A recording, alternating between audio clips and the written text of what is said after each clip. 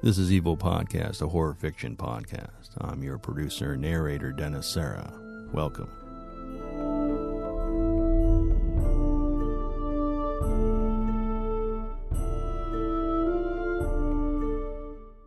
In this episode, we have two stories for you. First up, we're going to have The Room of the Mad Nun by David Turton. You may remember David's name from last episode. He was kind enough to send another story through. Our second story is There Shall Be No Night by Josh Schlossberg. Evil Podcast can be found on Apple Podcasts, Stitcher, TuneIn, iHeartRadio, and now, I'm proud to announce, you can also find us on Spotify. If you would like to support Evil Podcast, I would ask you to hit subscribe on whatever podcast player you use. If that podcast player has a way to go ahead and rate and review us, do that as well, please. I'm able to get Evil Podcast out for free because of the generosity of the listeners. If you'd like to make a small donation to Evil Podcast, you can go to evilpodcast.com and hit the donate button. Also, if you like, you can become a Patreon. Go to patreon.com/evilpodcast or hit the button directly on evilpodcast.com. And you can donate as little as $1 a month. If you'd like to connect with me on Facebook, you can go to facebook.com/evilpodcast. On Twitter, @DennisSarah. Or if you'd just like to email me, it's mrdennisserra@yahoo.com. That's MrDennisSerra@yahoo.com. Evil Podcast is also accepting submissions. If you fancy yourself a horror writer, I'd ask you please send in a short story. I'm usually looking for something around 3,000 words, but that's not set in stone. If it's a good story, it doesn't matter how long or short it is. If you want to submit something, just send it to my email address, mrdennisserra@yahoo.com, and just attach it as a text document. Now let's get on to our stories. Our first story is The Room of the Mad Nun by David Turton. As you may remember from last episode, David is an author of dark fiction and horror. He's penned several short stories and has been published in various magazines and anthologies. Look for his novel in 2018 called The Malaise. David was born in Yorkshire in the United Kingdom and graduated with a degree in journalism. He now lives by the sea in the northeast of England. You can follow David on Twitter at David Turton, or check out his website at davidturtonauthor.wordpress.com. I'll put links to different ways to find David in the show notes. And now, The Room of the Mad Nun by David Turton.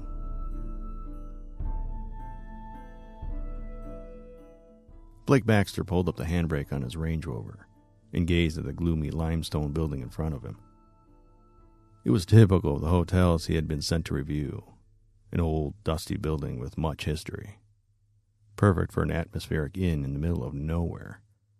Well, not nowhere exactly. Columbus Ravine was a popular village on the northeast coast of England. Its rugged, rocky beaches attracted thousands of tourists each year, who looked to tick migrating seabirds off their lists and walk in blisteringly cold winds. It was the type of tourist destination Blake could appreciate. A London boy more accustomed to the big city, apt to choose hustle and bustle over peace and quiet. But his television show, The Hotel Healer, covered its fair share of rural locations. It tended to be the remote hotels that were in the most need of healing. Ramshackle old buildings with strange, eccentric staff, and owners with delusions of grandeur. This two-story hotel from the mid-19th century, the Nunnery House, certainly seemed to fit that description. The show's producers liked to put at least one hotel in each series that had a ghost story attached. A bit of a sideshow to keep the viewers entertained. The editor would probably ham it up, too, adding eerie music and tongue-in-cheek ghostly cutaways. Tonight, Blake would stay in room 18, the room of the so-called Mad Nun. He hadn't researched it. He never looked into the ridiculous stories, instead concentrating on the unique selling points of the hotel, the menu, and the history of the area that could inspire a new theme, possibly something the owners had missed. The station's van pulled up in the parking space next to him. 4 crew members jumped out and began unloading the cameras and various pieces of filming equipment. It was Blake's cue to begin. He flicked his Zippo lighter, lit a Marlboro light, and stepped out of the car. "Room 18?" asked the receptionist, his eyebrows raised in a humorous slant. He was a tall, engaging man with slick black hair gelled back against his scalp. The corners of his mouth were upturned in the beginning of a smug grin, and he glanced at the rolling cameras, clearly comfortable under the glare of the lights. His name badge gleamed Richards, stenciled into the metal. "I assume you know the history?" "Sure. It's the room of the Mad Nun. Don't tell me. No one has ever spent a full night there. Maids don't service it. Strange noises, bumps in the night. Am I right?" Richard's grin broke out fully, exposing his neat white teeth. "No, nothing like that. Of course, there are stories, but people stay in that room regularly. I suppose it's an attraction of sorts. You do hear noises, and the room does have a certain atmosphere. I've even heard an occasional titter as I've walked down the corridor. But I don't think the Mad Nun would mean me any harm." Blake eyed him suspiciously. "A titter. Creepy. Might I ask why the nuns wouldn't harm you?" "You obviously haven't done your research, Mr. Baxter," he said with a good-humored tut. "The Mad Nun only killed children." Blake started a little at the stark matter-of-factness of the gruesome statement, and then rolled his eyes towards the camera before focusing back on Richards. "Ah, thanks for that, Mr. Richards. Comforting." Richards' grin widened as he dangled the key in front of Blake's eyes. It was an old-fashioned iron key, long and gray with a plastic tag emblazoned with a large black 18. Blake grabbed it and turned away. "Third floor on the left, end of the corridor, Mr. Baxter, and good luck. If you do want to find out a little about the Mad Nun and the history of the building, we have a small museum in the basement." Blake raised his hands in thanks without turning back. He winked at the camera and grimaced with humor. "Okay, let's see what room 18 and the Mad Nun have in store for me." The room door looked innocent enough, mundane even.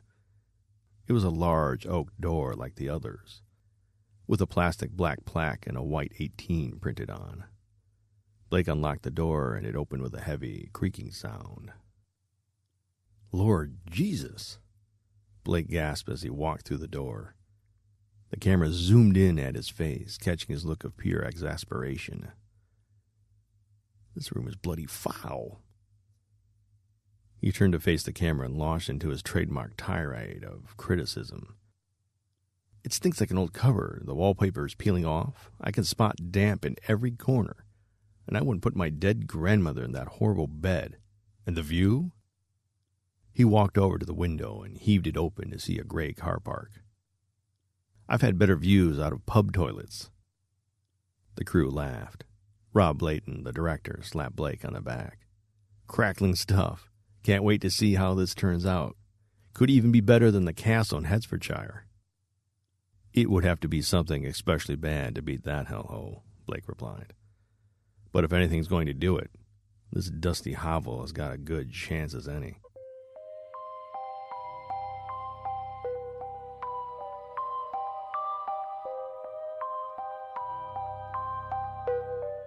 Dinner at the hotel's restaurant was bland, undercooked, and low quality, offering Blake the opportunity to unleash a typical thunderous dressing down to Dawson, the hotel manager. This was followed by a daze of filming in the local area, with several shots of Blake staring moodily out towards the gloomy horizon over the sea. When he returned to the hotel, Blake noticed a slight shift in the atmosphere. Richard, the receptionist, was avoiding his eye contact, possibly due to the angry words he had shot his way over the substandard dinner. "No need to look like that, mate," Blake said. "Just for the cameras. And you'll get some good publicity out of this when we turn it all around. Anyway, I gave Dawson the thick of it." "It's not that, Mr. Baxter. I was just wondering if you were really going to stay in room 18. We made up room 24 for you if you want to film in 18 and then move across to 24, that would be much better." Blake laughed. "Room 18 was the plan. The room of the Mad Nun. Are you telling me there's a problem with that?" "Not at all, sir," Richard said. "It's just that there's been some activity reported there today." Blake shook his head. "You could have waited until the cameras were rolling again before you put this on me." "Okay, I'll play along. What kind of activity?" "The tittering of the mad old wench." Richard nodded. He was perspiring slightly at the temples. "Yes, tittering. One of the maids walked past the room and heard. But she said there was an almighty heat when she walked past, and a voice was saying something." Blake interrupted with loud laughter. "Oh, shit. I wish the camera were on. Can we have this conversation again?" Richard's expression didn't change. "Mr. Baxter, this is the most activity we have ever had in the hotel. Everything else has been a whisper here, a sound of laughter there, an odd footstep." Blake's smirk remained. "Okay, so what did the maid hear? What did the Mad Nun have to say for herself? Any words of wisdom?" "She didn't hear it clearly, but she said it had a terrible high pitch. She could only make out one word." "Which was?" "Sin. She heard the word sin over and over again."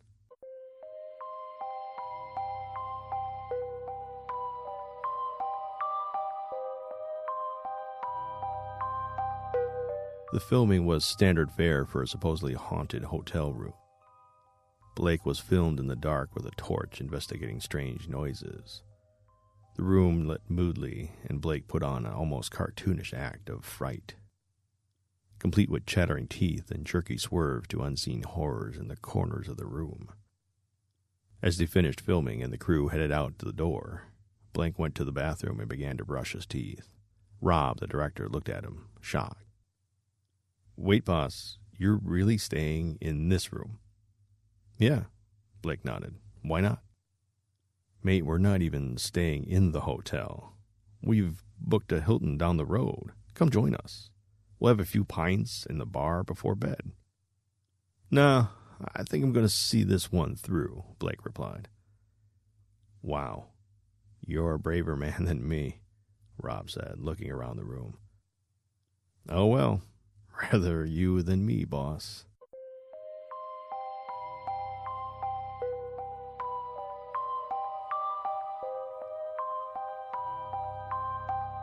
He did feel frightened while in bed, and it took a good 2 hours to fall asleep. It was a peaceful, dreamless sleep until a voice grew from the shadows to rouse him. It began as a thin whisper and grew louder and louder until it seemed that someone was shouting from within his own head. "Born insane," the voice repeated over and over in a high-pitched Irish accent. "Born insane. Born insane." The words repeated and reverberated around his head. The unseen voice's thick accent, sin, came out as sen. He looked around the room, which was now glowing with red light. His eyes darted to the source of the glow. All around the floor, orange-red flames grew larger by the second, licking against the walls.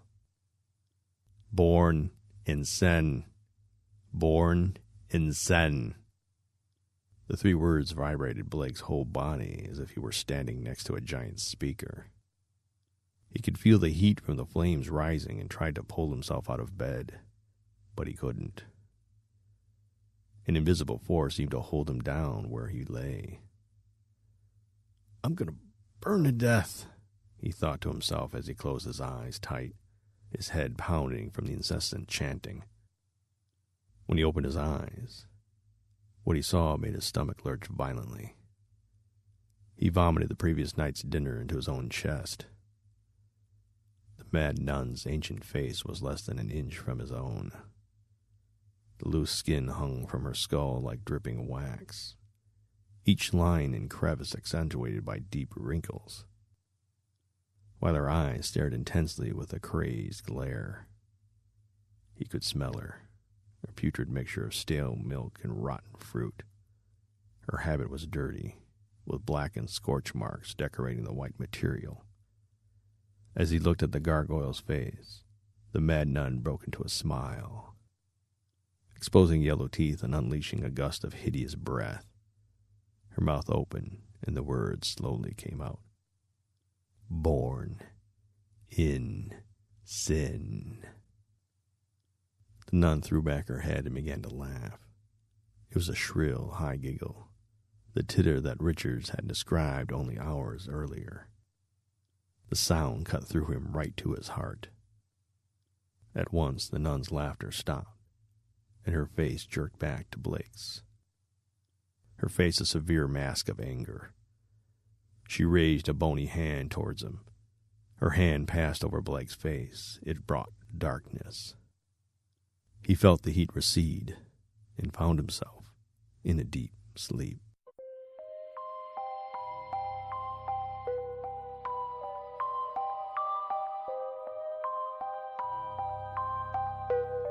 Blake awoke to a rasping knock on his door. He wiped the cold sweat from his brow and sat up, his head hazy from sleep. "You're late, boss," said Rob from behind the door. "Filming was supposed to start 10 minutes ago. You need to tell these jokers how crap their breakfast is." Blake put his head in his hands and sighed. What a horrible dream, he thought to himself. The image of the mad nun's face still clear in his memory, as if it had been burned there. He began to laugh and shook his head. How strong the power of suggestion must be. "I'll be 5 minutes," he shouted to Rob through the door, and jumped in the shower.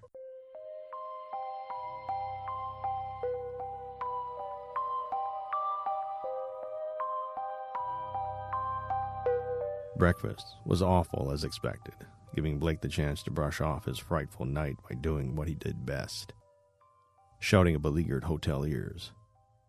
After a full day of filming, Blake decided to head to the hotel museum, directed by the wary Richards. "Are you all right, Mr. Baxter?" he asked, his eyebrow now raised in concern rather than humor. "Did the mad nun keep you up?"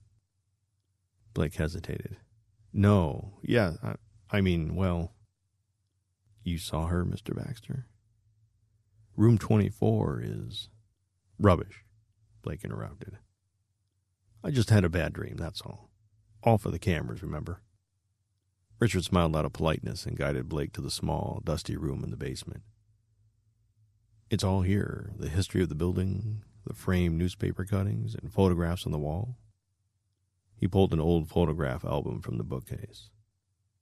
"And this contains all the clippings from the night of the 18th, November 1932. 1932? The year of the fire in the orphanage. You really didn't do your research, did you?" Blake shrugged. "I'll leave you to it. I'll be in the reception if you need me," Richard said and left the room. He held and flicked through the first few pages of the photo album, which was full of newspaper cuttings. The first was headlined, "Disaster at the Nunnery. Blaze kills 18 orphans and nun." Flicking through the pages, he stopped halfway through and his heart jumped. A sharp sense of cold terror stabbed into his brain, and he immediately felt a crippling headache emerge. Staring back at him in the photo album was the mad nun. The wrinkled, sagging face, the cold, callous eyes, and the crooked teeth were exactly the same as the hideous face that appeared to him in his dream in room 18. "Did Nun cause death blaze?" read the headline. Blake flicked through more pages, the same photo used in each article. The headlines progressed, including two that made Blake break into goosebumps. "Crazy Nun Caused Orphanage Deaths, Investigation Rules." And "Killer Nuns Saw Demons." Each time the same black and white image stared back. Her name was Priscilla Callahan. Blake replaced the album on the shelf and looked at the photograph on the wall. There were groups of nuns in most of them, all standing with signs reading Columbus Ravine Nunnery and the year.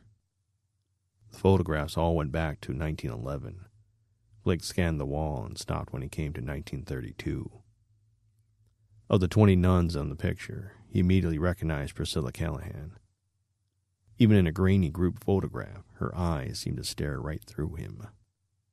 "She lived in room 18, said a voice from behind Blake that made his already fragile heart jump once more. Blake turned to see Dawson, the hotel manager he had shouted at yesterday, standing in the doorway. "The kids still chant about her in the playground to scare each other," he continued. "Scylla, Scylla, child killer. It was her craze that began the blaze. 18 burn and we all stay stiller." It was a bit like musical statues. The first person to move was caught by the mad nun, or so the game went, until all the kids were burnt. I used to play it at the Columbus Ravine Junior School. I suppose kids always make a game out of the most macabre things. "Indeed," Blake nodded and gulped. "Mr. Baxter, you look like you could do with a drink."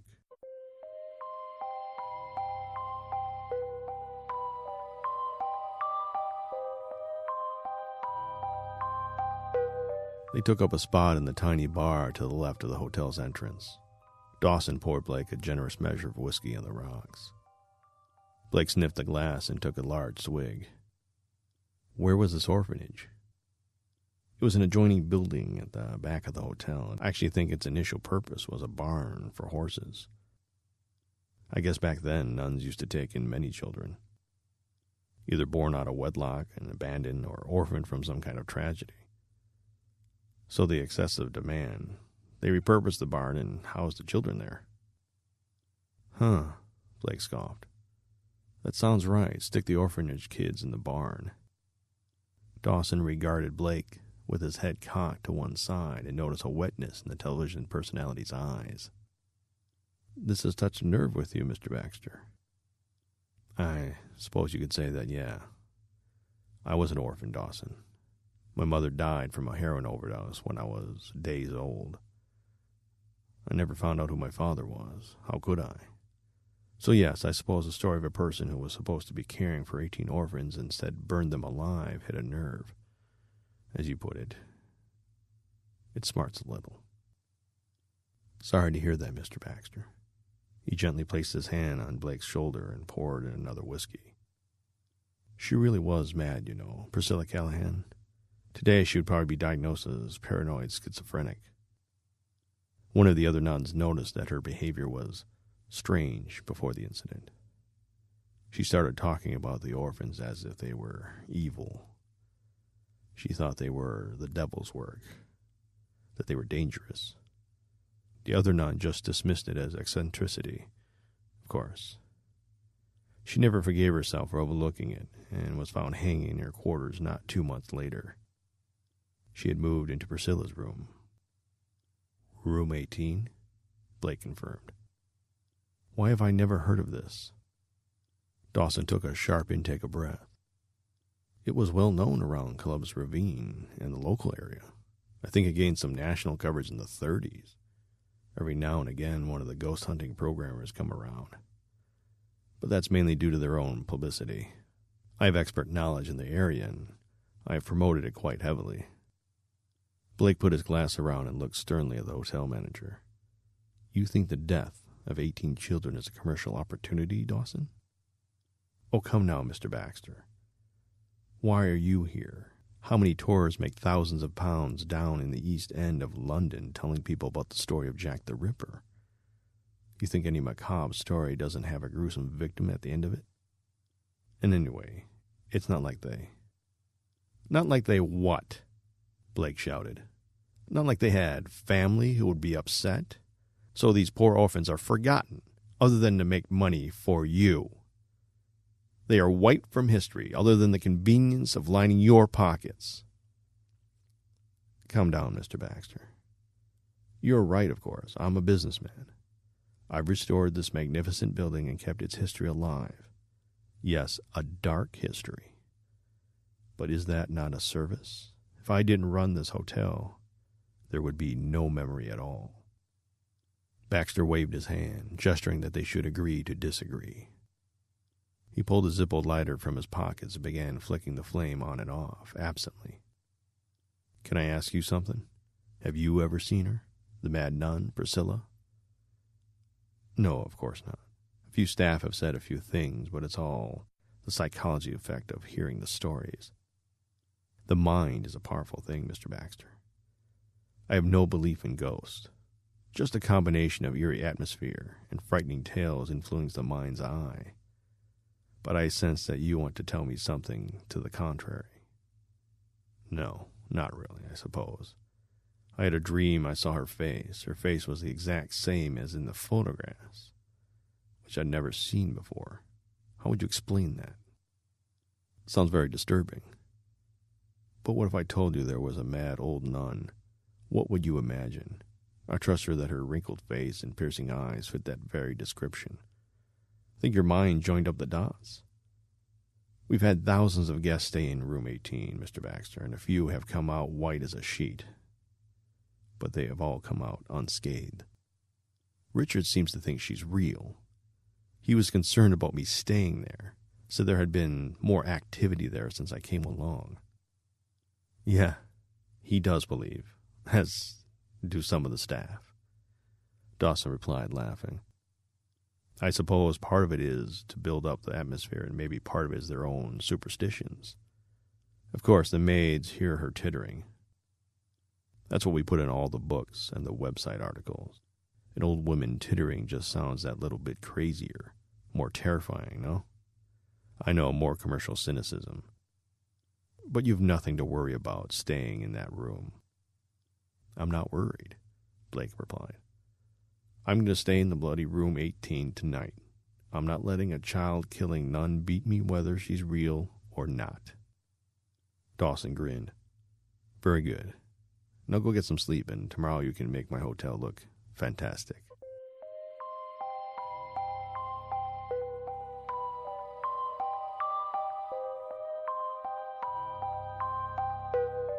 The talk with Dawson and the 2 large whiskeys made Blake feel better about staying in room 18. The nightmare of the previous night a mere distant memory. He brushed his teeth, turned out the light, and was asleep within 5 minutes. He woke to a room that was lit softly with a red glow. Rubbing his eyes, he looked around. Not another bad dream, he thought hazily. On each wall, a large black crucifix, hanging upside down, had appeared. He could hear the crackling of fire, and just as the previous night, he saw flames licking the bottom of each wall. I'm dreaming, he said out loud, and pinched himself hard on the soft flesh of his arm. It didn't change. Still the light glowed with the flicker of the red flames. He looked over at the crucifixes and saw they were growing bigger and bigger, spreading blackness across the pale walls, cutting thick vein-like paths. Blake buried his face in the pillow, and then the voice began. Born in Sen. Born in Sen. Blake slowly turned his head, opened his eyes. What he saw filled his heart with icy terror. It was the deranged, wrinkled face of Priscilla Callahan staring, expelling her rancid breath onto him. There was no doubt it was her. The insane, piercing eyes and the yellow, rotten teeth seemed to stick out of her face like a hideous Halloween mask. He tried to scream, but nothing came out apart from a dry yelp. The mad nun's mouth broke out into a sickening grin. She raised a bony finger and traced it down Blake's face. His eyes grew wide with paralyzing horror. And then she spoke again. Blake Baxter. Born in sin. Born in sin. In sin! She shouted the last word in a deep, throaty yell. Blake saw her face transform. Her nose began to drip slowly like a wax candle, while the skin around her eyes drooped, making her eyeballs jump further out from her bony face. The skin slipped from her face like molten cheese, leaving a grinning skull only an inch away from Blake's face. This time, he did scream, a high-pitched, desperate sound. She silenced him by raising the bony finger and spoke once more. You will see, child of sin. You will see. Her finger rose to his face, over his eyes. As she did this, Blake's vision shifted to a demon-like haze. He was in a wooden building, which smelt strongly of hay. He looked around and saw several bunk beds containing sleeping children. He walked over involuntarily, not in control of his own body, to a couple of bunks and saw that the children's eyes were an unnatural bright red. They were glowing rhythmically, like a heartbeat, shining bright red lights that illuminated the room. He walked backward, still not in control of his movements, and picked up a large petrol canister, which he emptied out over each bunk bed. Blake looked down at his hands and saw they were wrinkled and thin, old women's hands. He realized what was happening and tried to scream, but it was stifled by the body he was trapped in, the body of the mad nun, Priscilla Callahan. The hands, which were not even his own, stuck a match and threw it down. The flames burst forth immediately, and he could feel himself on fire. He looked down and saw the habit he was wearing disintegrating as the fire took hold. He felt the raw heat of his skin blistering and melting, and sank to his knees. As he heard the tittering, it was as if it was coming from his own mouth and echoing in his head. But most of all, he saw the children burning, dying. He could smell their flesh cooking, a distinctive, acrid smell that made his own skin crawl with disgust. "Got to get out," he said, hearing his own voice. He shouted at the top of his voice, straining every muscle in his body. "Priscilla Callahan, stop right now!" It made no difference. Still, he felt the burning and heard the children's death screams. He was going to die in the body of the mad nun, while his own body was in room 18, in the very room she haunted. He had one more go, concentrating and focusing on every word. Scylla, child killer. It was her craze that began the blaze. 18 burn and we still stay stiller. The scene in front of him disappeared, and Blake was back in the bed in room 18. But all was not right. The flames still caressed the walls, while the red glow still lit the room in an eerie glow.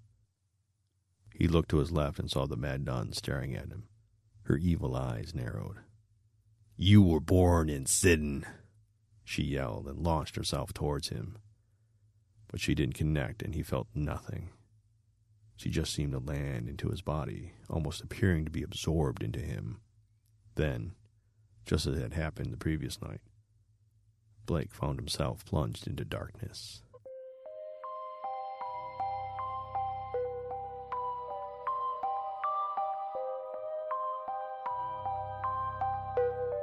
Blake woke the next morning, pale and still terrified, the events of the night looming in his mind. Another nightmare, he asked himself out loud. He showered and brushed his teeth before dressing for the final day's filming. The day went well. A team of specialists spent 6 hours refurbishing the dining room, bar, and 2 of the main bedroom suites, and the transformation made the old nunnery hotel look fantastic. Blake introduced a new menu, mainly based on seafood from the local area. The guests that sampled it, a mixture of locals and national food critics, praised it without exception. Blake had done his hotel healer job expertly. As he was leaving, the crew were packing up. He noticed Richard and Dawson waiting at the door. Blake walked over and shook their hands. "Great program. Best of luck with the hotel." "Thanks for coming," Dawson replied. "I think the publicity and the refurb will really help us." "Mr. Baxter," Richard said, "before you go, how was last night? Did you see the mad nun again?" "Only in a dream," Blake replied. "No such thing as ghosts, gentlemen." Dawson nodded, but Richards looked disturbed. "What is it, Richards?" Blake asked. "Oh, it's probably nothing but just... The night porter said he heard a scream from your room last night. When he went up to investigate, he said he heard you shouting. It was the old childhood rhyme about the nun, you know. Scylla, Scylla, child killer." Blake's face dropped as the memory came back to him with a sudden dose of clarity. He brushed it off and offered an unconvincing smile. "Oh, I was just doing something for the cameras, you know, hamming up of the ghost story." "Of course," Dawson replied. "Goodbye and good luck, guys," Blake said as he walked away towards his Range Rover.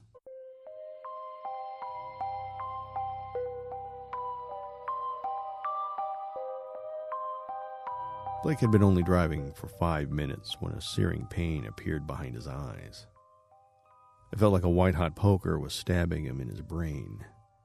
A burning smell surrounding him, and he pulled over, turning into a hospital car park. "Best place for me if I'm having some kind of seizure," he thought. He froze as the headache slowly lifted and a shrill Irish voice came into his head. "Born in sin. Born in sin." He adjusted the rearview mirror and looked at what should have been his own face, but it had been replaced with the hideous image of Priscilla Callahan, the mad nun.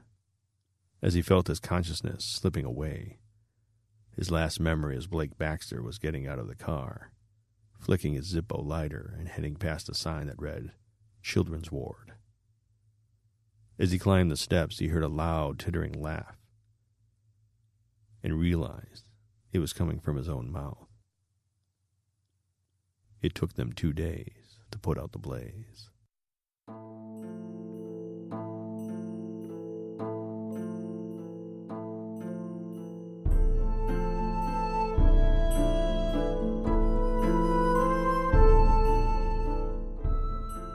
And that was The Room of the Mad Nun by David Turton. Again, you'll find his information in our show notes. You can find him at Twitter at David Turton. Or you can find his website at davidturtonauthor.wordpress.com. Our next story is There Shall Be No Night by Josh Schlossberg. Josh is a Denver, Colorado-based horror writer specializing in microbial and biological horror, although this story has nothing to do with either one, but it's still entertaining. He's an active member of Horror Writers Association. His short stories have been published or are forthcoming in Bards and Sages Quarterly by Bards and Sages Publishing, Campfire Tales by Deadman's Tomb, Disturbed Digest by Elven Lake Publishing, and Demons, Devils, and Denizens of Hell 2, Hellbound Books. He oversees the horror fiction blog Josh's Worst Nightmare at joshsworstnightmare.com. You can also find him on Facebook at facebook.com/Josh's Worst Nightmare and Twitter at Josh's Nightmare. I'll place the links to Josh's information in the show notes. Without further ado, There Shall Be No Night by Josh Schlossberg.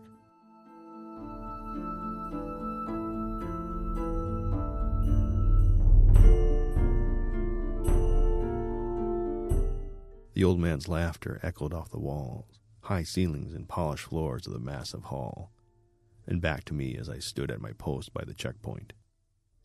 I had just let the fellow pass through a moment earlier, his kind, bleary eyes peering out from beneath bushy eyebrows.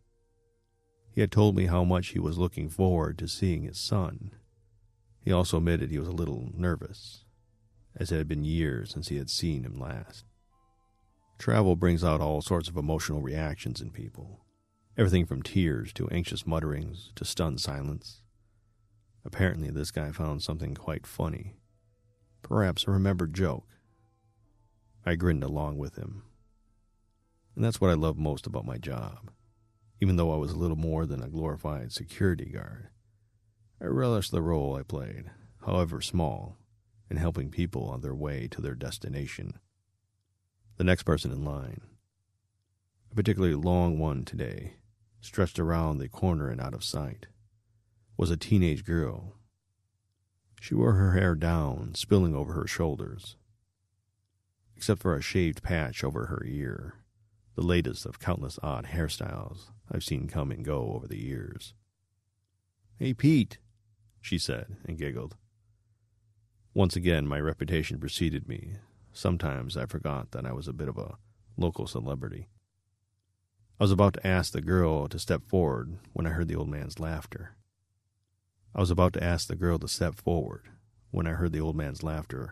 Morph into harsh hacking.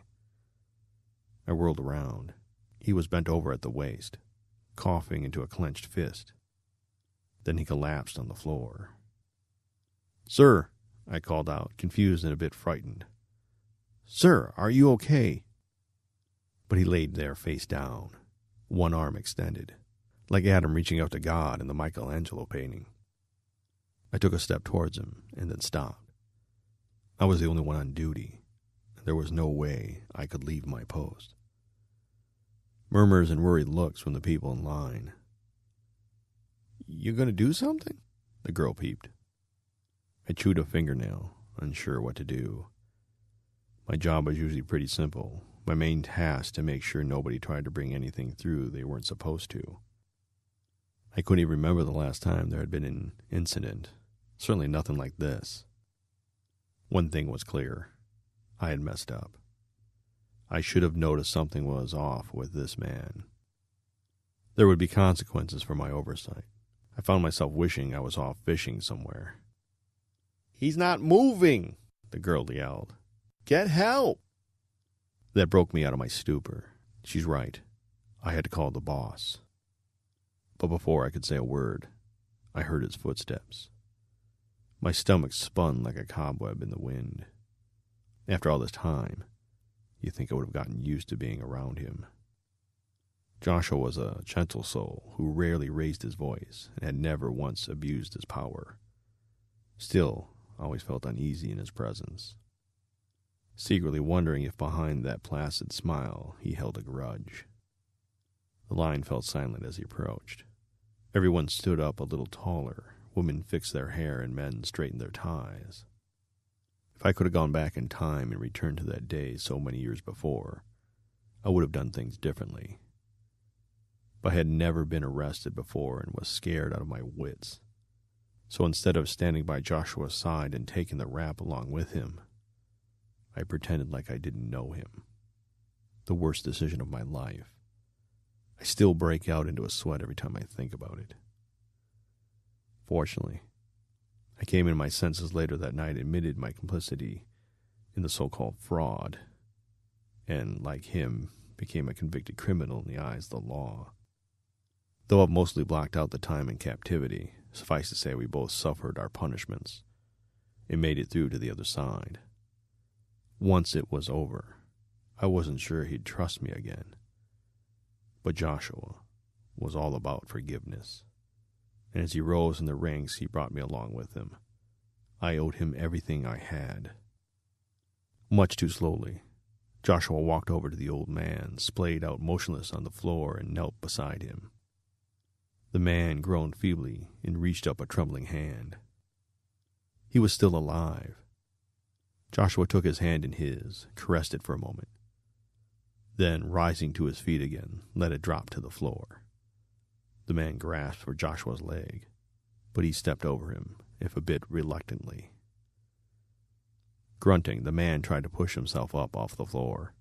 Halfway up, his arms gave out and his chin smacked the floor, snapping his teeth together in a way that made me wince. Gasps and whispers rippled up and down the line of travelers. I took a deep breath as Joshua came to stand before me. I looked down at my feet to avoid that intense stare of his and waited for him to speak.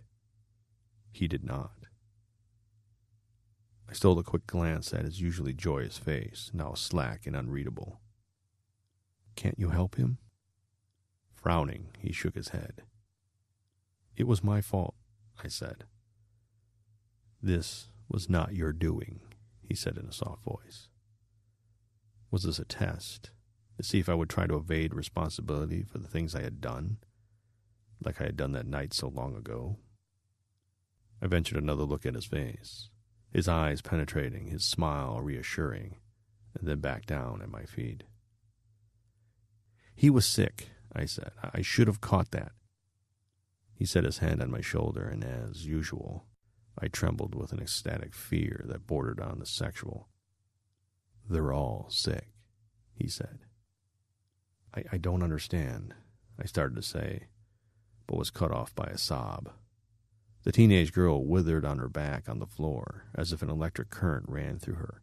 Her foam-flecked lips spread in rictus as she ground her teeth, while a dark patch spread along the crotch of her jeans. The sob came again with the middle-aged woman next in line, who clutched her throat and started to wheeze, mouth gaping, eyes wide. She stumbled over to me, pointing at her throat, and then snatched at my arm, her manicured nails sinking into my flesh. Panicked, I shook her off me, and her swollen tongue protruding like a dog's on a sweltering day, she staggered across the hall. Shocked, I turned to Joshua. Eyelids drooping, he pointed to the next person in line, a heavy-set man who, as if on cue, vomited what looked like tar onto his shoes, which bubbled and steamed as it ate away at the leather. This wasn't happening.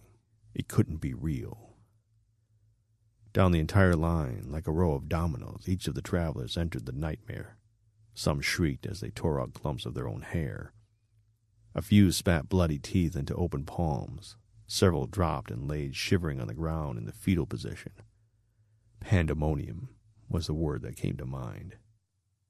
I buried my nose and mouth in the crook of my elbow to blot out the false scent of feces. All at once, I felt dizzy and dropped to my knees, the floor now coated in a thick layer of blowing dust. Through glazed eyes, I could make out Joshua's silhouette looming above me. "Now, do you see?" he said. I shook my head. Was it all a dream? I would wake in bed and everything would make sense again. Hoarse yelling and shrieks from the folks strewn about as if on a battlefield, my mouth soured with the taste of spoiled wine. This was no dream. Everyone wants that trip to paradise, he sighed. They waste their days dreaming of someplace better, someplace they can finally be at peace. But isn't that the promise? I protested in a daze. Make it through the tough times, and you get your reward.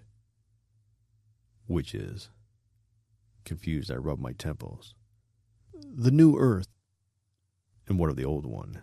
He stared off into the distance. Did the grass not grow green enough? Did the rivers not run clear? His gaze met mine. What more could I have done for you that I have not done? I didn't know what to say. Then a memory surfaced like a corpse rising to the top of a lake. Never again will they hunger, never again will they thirst, I recited. Joshua forced a laugh from his tender mouth. They say they seek an end to their cravings, yet they burn idle hours in pursuit of ever sweeter honeys. Always stronger draughts, but no feast can satisfy their ravings, no plunder fill the emptiness they carry inside. I tried to speak, but my throat clogged with a vile syrup, and I gagged. Caught up together with them, I quoted. Ah, yes. To be reunited with loved ones, said Joshua, a smile brightening his face, like a green sprig after a harsh winter, only to quickly wither and die, while shunning and heaping scorn upon those who walk among them still.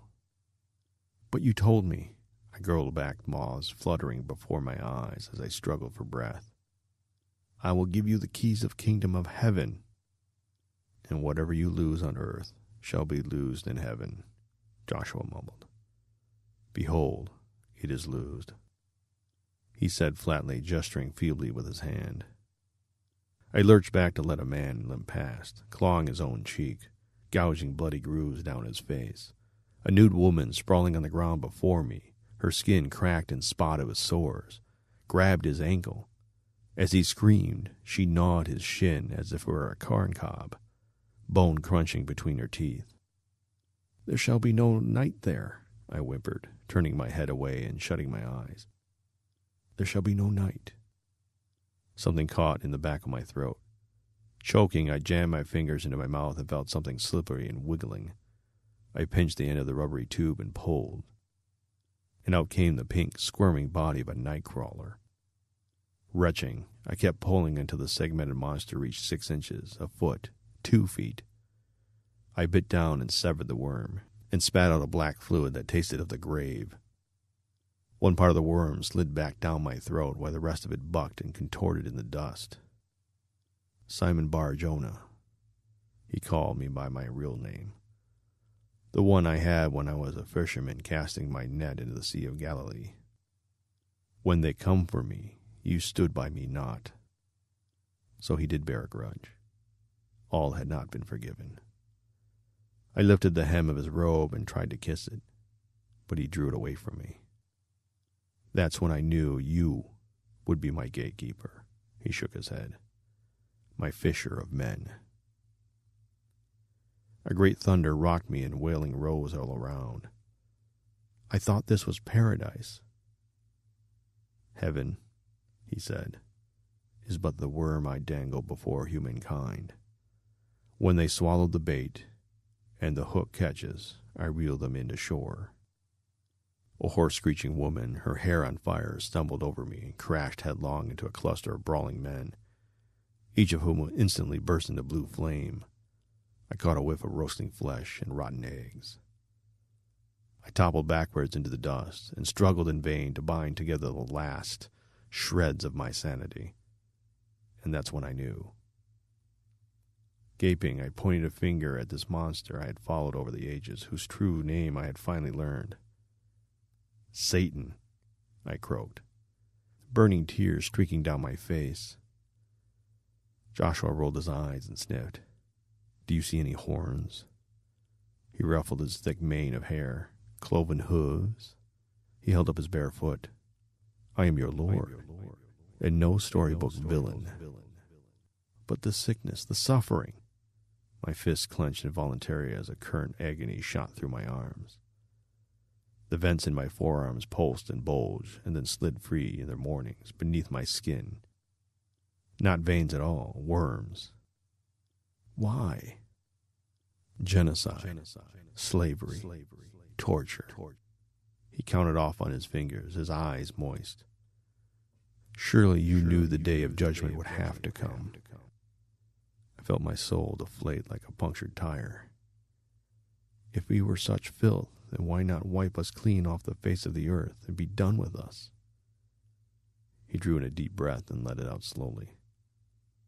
"As an example," he said, looking away. "To whom?" I couldn't hide the resentment in my voice, and was surprised to find that I didn't care. The rest of Earth's creatures, to show what would happen if they, too, condemned the creation and defied the workings of the plan. I trembled with rage and felt the fault slip somewhere deep inside me. Springing to my feet, I leapt at Joshua and took him by the throat. "Redeem us!" His beautiful face betrayed no shock, no anger, just a deep and abiding sadness.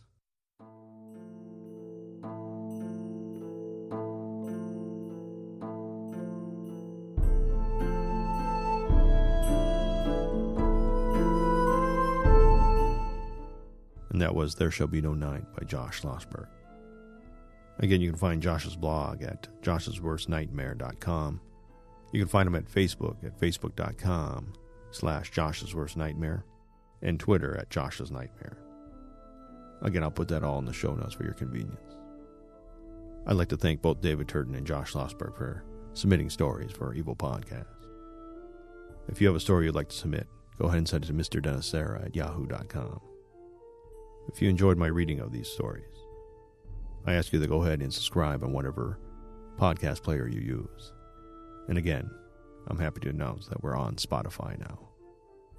If you really enjoyed this episode and past episodes, and want me to continue doing this, as I do want to continue doing this, please hit the donation button on evilpodcast.com or become a Patreon for as little as $1 a month at patreon.com/evilpodcast. Again, thanks to the authors for sending these stories in, and thank you for listening. And until next time, be good.